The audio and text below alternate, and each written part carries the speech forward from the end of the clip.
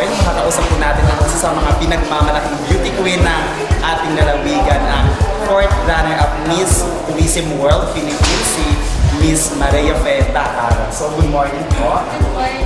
So, kamusta ang pagiging beauty queen at isa sa mga pinagmamalaking beauty queen ng ating lalawigan? Siyempre masaya. Super nakaka-happy lang sa pakiramdam na naging daan ako para mabigyan ng pride yung program.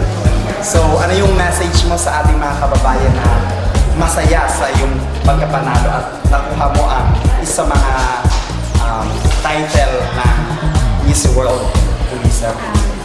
Nagpapasalamat ako sa lahat ng sumuporta sa akin at nagtiwala na kahit marami yung mga nagsasabing hindi ko kaya, marami pa rin yung nagtiwala na kakayanin ko. At yun, salamat talaga na binigyan talaga na ako ng tiwala. At yun, nandito na ako sa nakakatayuan ko, dala-dala ko yung corona, dala-dala ko yung pangalan ng lalawigan natin.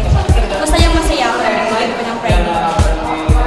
Okay, so maraming salamat po sa time na yung nagkaroon.